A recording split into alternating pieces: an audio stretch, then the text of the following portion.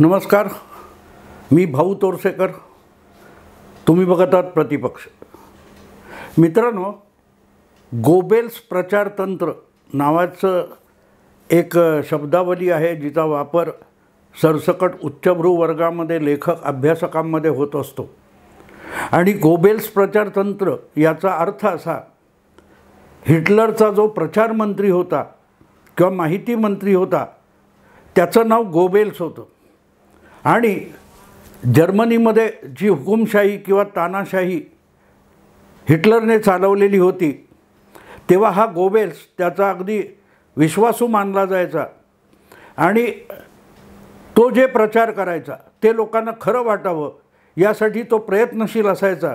आणि त्याचा एक कानमंत्र होता, तुम्ही खोटं बोला, कितीही खोटं बोला, पण ते खोटं 100, 125, 200, 500 वेळ बोललात तर हळूहळू लोकांना ते खरं वाटायला लागतं. आणि मानसिकदृष्ट्या बघितलं तर त्याच्यात तथ्य आहे. कारण आपल्याला माहिती आहे की आपल्या वयाची किंवा अनेक माणसं सिनेमाची गाणी पाठ करत नाहीत, पण ती गाणी आपोआप पाठ होऊन जातात. आपण कधी प्रयत्नपूर्वक शाळेत किंवा शिक्षणाच्या काळामध्ये ज्या कविता पाठ करायला सांगतात शिक्षक, त्या पाठ होताना मारामार असते. पण सिनेमाची गाणी हजारो वेळ कानावर पडून पडून आपल्या स्मरणात जाऊन बसतात आणि हळूहळू बरी वाटायला लागतात. कारण ती सातत्याने कानावर पडत असतात आणि मग ते काय म्हणतात, लोकप्रिय झालं, व्हायरल झालं अशी भाषा सुरू होते. तर गोबेल्सचं नेमकं तेच म्हणणं आहे की तुम्ही खोटं बोला, रेटून बोला आणि सतत तेच तेच तेच खोटं बोलत राहा. हळूहळू लोकांना हा तेच तथ्य आहे, खरं आहे असं वाटायला लागतं. आणि याचं अगदी अलीकडल्या काळातलं उत्तम उदाहरण, जे गेले 10 वर्ष सातत्याने एक खोटं खाजगीत जाहीर वादामध्ये किंवा अगदी TV चॅनेलवरच्या वादामध्ये, पत्रकार परिषदेमध्ये सातत्याने खोटं बोललं जातं, असं एक खोटं तुम्हाला मी सांगणार आहे.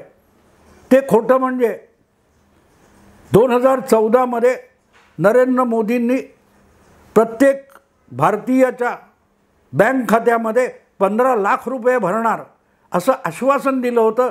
त्या आमच्या 15 लाख रुपयाचं काय झालं असा प्रश्न 5 वर्षापूर्वी 2019च्या निवडणुकीतसुद्धा विचारला जात होता.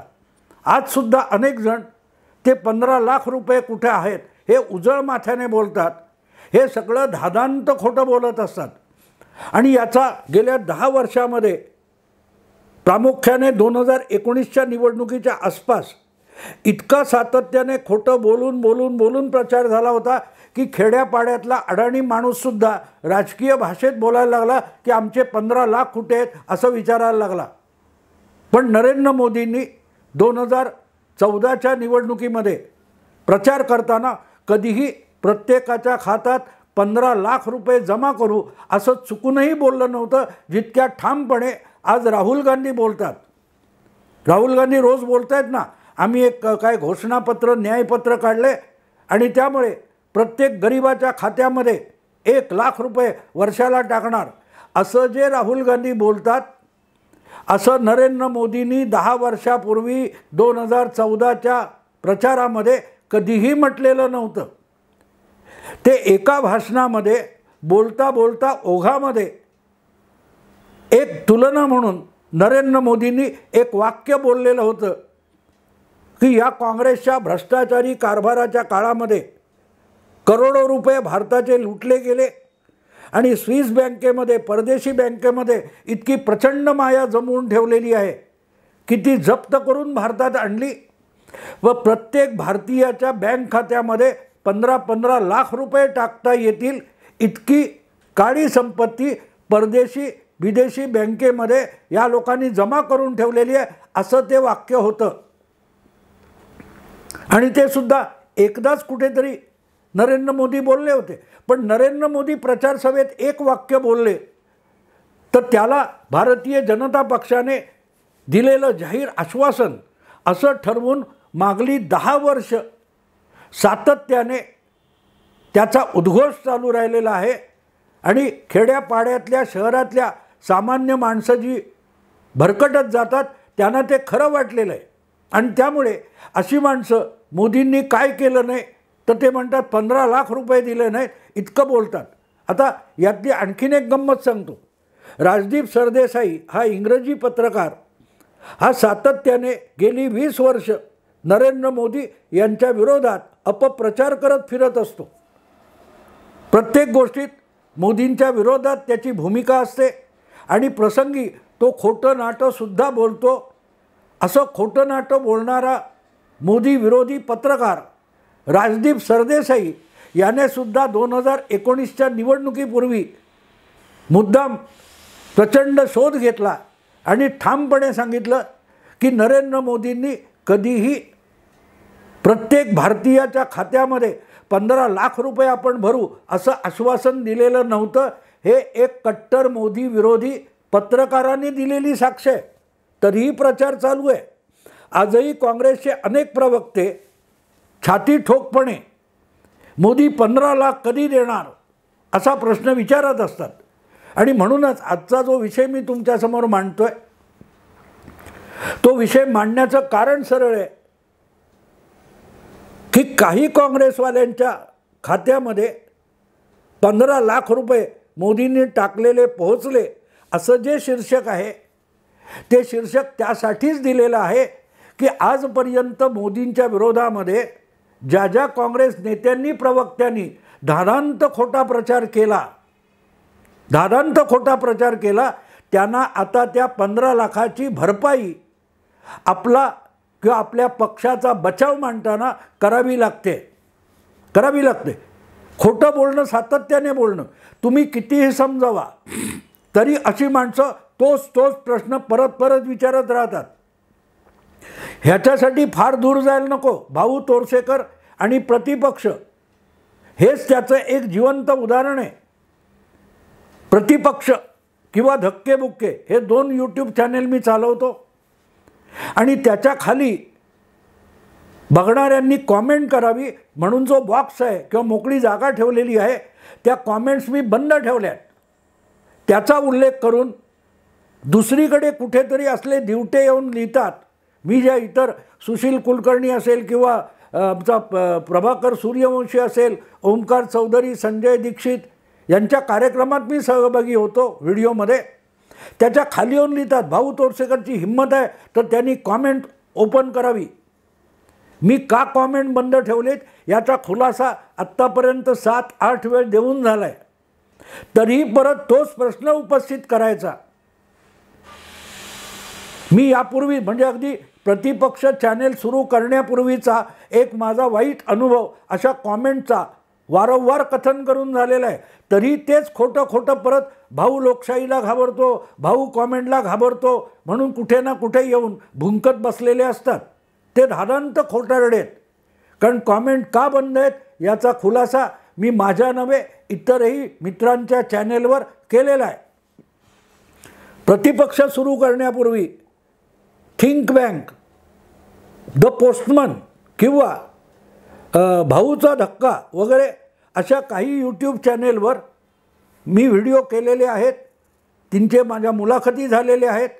त्यापैकी पोस्टमन या चॅनेलच्या 2020च्या सुमाराला 2020मध्ये सुरुवातीला फेब्रुवारी काहीतरी होती आणि त्याच्यावर माझा एक व्हिडिओ होता. त्याच्यात मी शरद पवारांवर सडकून टीका केलेली होती. तर त्याच्या खाली कॉमेंटमध्ये कोणीतरी एका दिवट्याने एक कॉमेंट केली होती की ह्या व्हिडिओमध्ये भाऊ तोरसेकर यांनी शरद पवारांच्या पॅन्टीत सुतळी बॉम्ब टाकलेला आहे. तेवढा आधार घेऊन दुसऱ्या एका दिवट्याने पुण्याच्या शिवाजीनगर पोलीस ठाण्यामध्ये तक्रार दिली की भाऊ तोरसेकर आणि घनश्याम पाटील हे 2 पत्रकार मिळून शरद पवारांच्या हत्येचं कारस्थान शिजवित आहेत. पोलीस ठाण्याला ती तक्रार घ्यावी लागली आणि सगळ्या मराठी उपग्रह वाहिन्यांवर तत्काळ एक बातमी झटकायला लागली की भाऊ तोरसेकर यांच्यावर खुनाचा हत्येचं कारस्थान शिजवल्याचा आरोप. अर्थात त्यात काही तथ्य नव्हतं. पुण्याचे पोलीस उपायुक्त गायकवाड मुंबईत येऊन मला भेटले. त्यांनी माझं स्टेटमेंट घेतलं आणि तेही हसत होते. काय पोरकट कॉमेंट आहे. पण म्हणाले तुम्हाला पोलीस ठाण्यात येऊन हा विषय संपवावा लागेल, आणि मी जाऊन एक काय निवेदन दिलं आणि तो विषय संपला. पण कोणतरी एक बेअक्कल माणूस त्या व्हिडिओच्या खाली एक कॉमेंट करणार आणि त्याच्या आधारावर तिसरा कोणीतरी पोलीस ठाण्यात तक्रार देणार. त्यासाठी भाऊ तोरसेकरने आपल्या आयुष्यातले 2 दिवस खराब करायचे का? तर तुमची लोकशाही वाचवायला. तुमचं आविष्कार स्वातंत्र्य झक मारलं तुमचं असलं आविष्कार स्वातंत्र्य. हे मी आत्तापर्यंत 10-15 वेळ वेगवेगळ्या ठिकाणी सांगून झालं आहे, तरीही त्याच कॉमेंट करत राहायचा. भाऊची हिंमत असेल तर कॉमेंट्री बॉक्स उघड. वा, सांगायचा मुद्दा असा की धादांत खोटं बोलत राहायचं, तेच खोटं परत बोलत राहायचं आणि तुम्हाला डिवचायचं. तर त्याला दाद द्यायची नाही. म्हणून पहिल्या दिवसापासून मी जवळजवळ पहिला दिवस म्हणता येईल हे माझ्या जे यूट्यूब चॅनेल आहे प्रतिपक्ष याची कॉमेंट्स बंद ठेवलेले आहेत. पण तरी हा प्रश्न 4 वर्ष उलटल्यानंतरसुद्धा मी जिथे कुठे इतरत्र असतो तिथे अगत्याने येऊन त्या कॉमेंट लिहिल्या जातात. असो, मुद्दा इतकाच आहे की हा जो मानसिक अपप्रचार चालतो आणि त्याचा मानसिक प्रभाव प्रादुर्भाव निर्माण केला जातो, तो फार महत्त्वाचा असतो. आणि त्यातूनच मग मोदींनी 15 लाख रुपये द्यायचं कबूल केलं. 10 वर्ष झाली आमच्या खात्यात 15 लाख आलेले नाहीत. हे अगदी काँग्रेसचे प्रवक्ते आजही अनेक चॅनेलवर बोलताना सांगतात. आणि तेव्हा ते धादांत खोटं बोलत असतात, धडधडीत खोटं बोलत असतात. आणि एकही चॅनेलवरचा अँकर त्यांना हटकत नाही तुम्ही खोटं का बोलताय. खोटा प्रचार असा चालतो. ज्याला गोदी मीडिया बोलतात तो असा असतो, तो शरद पवारांच्या किंवा काँग्रेसच्या मांडीवर गोदीमध्ये बसलेला असतो. म्हणूनच तो समोरचा काँग्रेसचा प्रवक्ता धादांत खोटं बोलला तरी त्याला रोखत नाही, अडवत नाही आणि खोटा प्रचार चालू असतो. जोपर्यंत ह्या खोट्या प्रचाराचे दुष्परिणाम भाजपला भोगायला लागतात तोपर्यंत काँग्रेसवाले आणि तमाम पुरोगामी लोक आनंदात असतात. आणि म्हणून अगदी स्वतःची अक्कल असलेले अनेक पत्रकारसुद्धा 15 लाखाचं काय असा प्रश्न विचारतात. त्यांना पहिल्यांदा किंमत मोजायची पाळी आली आहे. ज्या वेळेला त्यांच्यावरच असा उलटा आरोप नरेंद्र मोदी आणि भाजपवाले करायला लागले तेव्हा हे एकेकाची अक्कल ठिकाण्यावर यायला लागलेली आहे. काल परवा काँग्रेसचे अध्यक्ष असलेले सॅम पिट्रोडा यांनी वारशातून मिळणाऱ्या मालमत्तेवर 55% कर लावण्याची जी भाषा वापरली त्याचा बरोबर भाजपने फायदा उठवला. आणि काँग्रेस सत्तेवर आली तर मध्यमवर्गीय किंवा सुखवस्तू लोकांच्या वडिलार्जित मालमत्तेचा अर्ध्यापेक्षा अधिक हिस्सा सरकार जमा केला जाईल असा प्रचार भाजपने सुरू केला. तेव्हा काँग्रेसची धाबी दणाणली आहेत. आणि हा भाजपचा धादांत खोटा प्रचार आहे म्हणून ओरडाआरडा सुरू केला. तर मग 15 लाखाचा तुम्ही प्रचार करत होता तेव्हा कधी कुठचा पुरावा दिला होता?